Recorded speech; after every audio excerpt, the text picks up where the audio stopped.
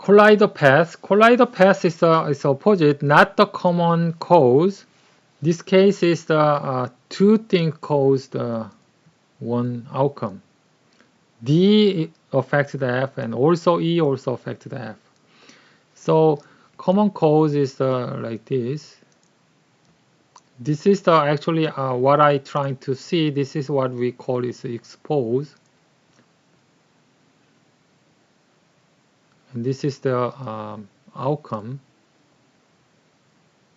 So there is a common cause of expose and outcome. Then we call this is the confounding. However, what if there is a expose and outcome? There is another expose. This is what we call the collider path. Without conditioning, collider paths are closed. D and E doesn't have a correlation.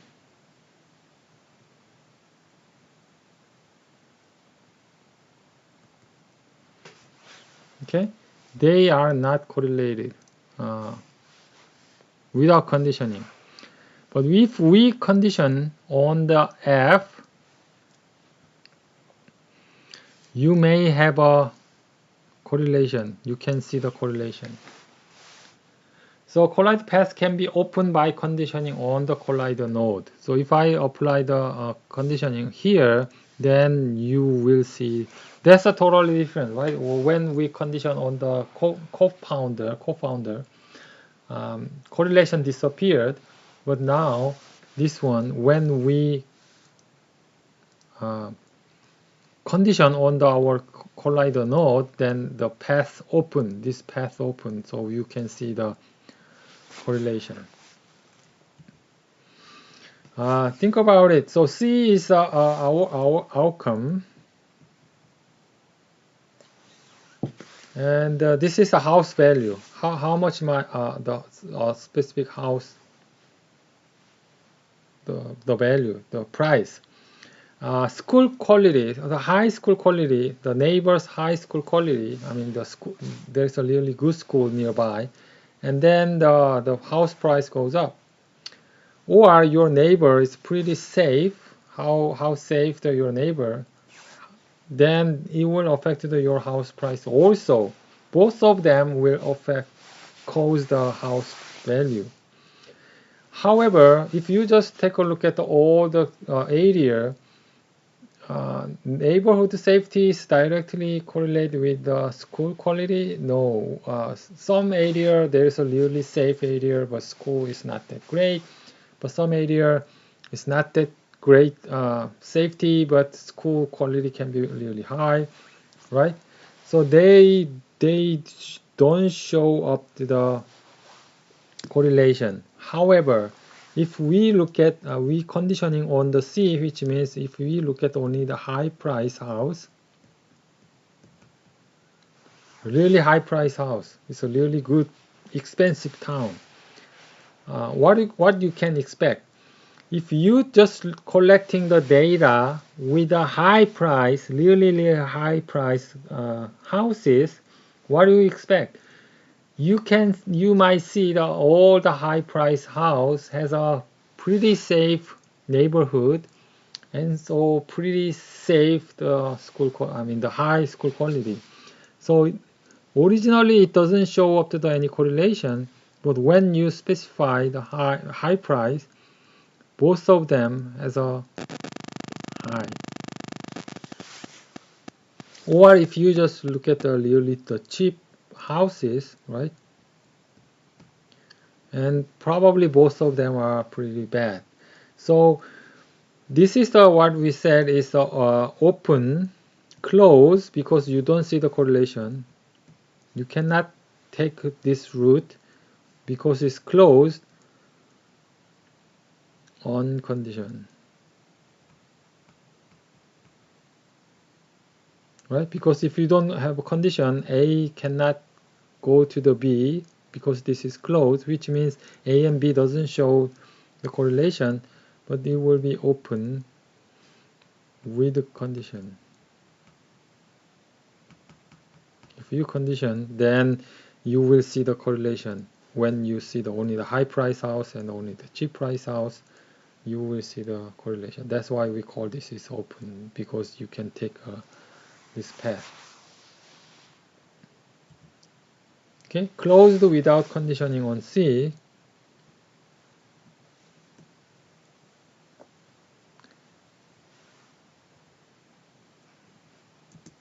And open on the conditioning on C. So it's open with the conditioning, close without conditioning.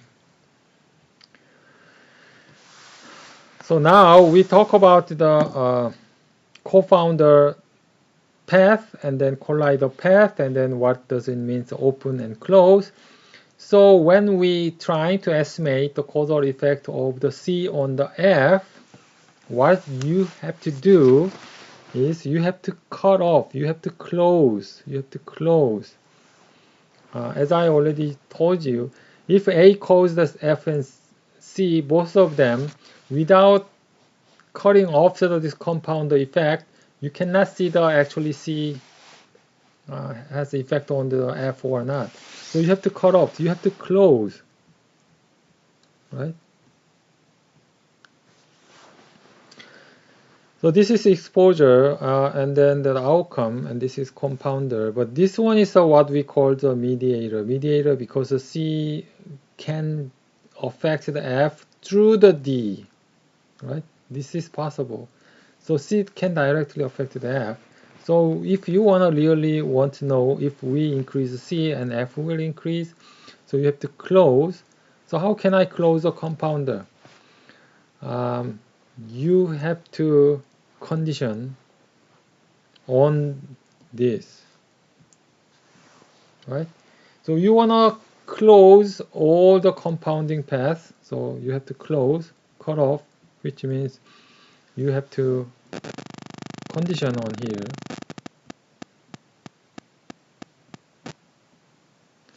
And then you have to keep the D because this path also sees effect, so I want to keep open. And also you want to close this competing exposure. This is what we call the competing exposure. So this exposure also can affect the F, so you want to cut off. How can I cut off? Is you can just also condition on the E. So condition on the A, condition on the B, and condition on the E. When you have to open the mediator, then after that you can see is this C affected F or not. So what does it mean condition on in the real estimator? So competing exposure actually get rid of the competing exposure. The cutoff is optional. Why we call it optional? Because usually we use a linear model. The regression is a linear model, right? A linear regression model. So since we are using the regression model, linear model, most of case, this cutting off is optional. What happens if we don't cut off this competing exposure? Since our method is just like a beta 1 x1 plus, right? Beta 2 x2 plus, and this one. This is a linear model. So this will affect the whole the line pushing up and down. So if this is the data, if you add the what happened, there is a compounding in the competing exposure, your line will go up or go down. So actually what we are trying to find out is how the slope is when the exposure goes up, and how much the outcome will goes up. That's the effect of the exposure on the outcome, right? So slope will not change because of the competing exposure exists. If you just leave the connection of this competing exposure, that will change your line pushing up or pushing down. The slope will be exactly the same. So this does not bias the effect of the exposure on the outcome. It's just increasing error or heterogeneity. However, this is true for the linear model only. That's why sometimes you want to cut off the competing exposure, but when we use a linear model and we assume the real relationship is linear, then you can leave the competing exposure. Still, you can find out the right effect of the exposure on the outcome. Sometimes we think about, okay, B might affect C and F, but somehow we didn't measure the B. So again, this the DAG diagram. When we draw these things, we just think about which can affect our outcome. Yeah, this can affect this one. So this is basically like a brainstorming. So you have to just find out. But once you suspect a certain variable will affect the C and F, both of them, but somehow you don't have a data, you don't measure that things. This you suspect this variable will affect our outcome. However, you don't measure this, so you don't have any data point at all. That's what we call the unobserved compounding. Sometimes they draw the circle instead of the square.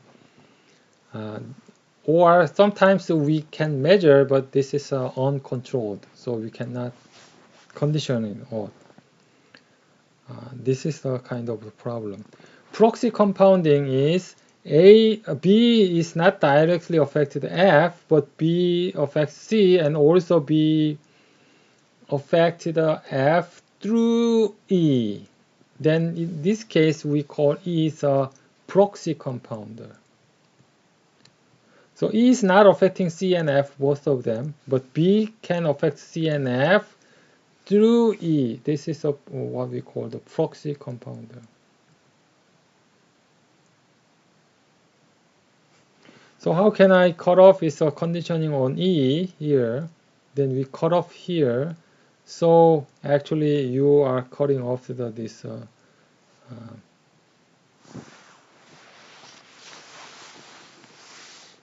close the path.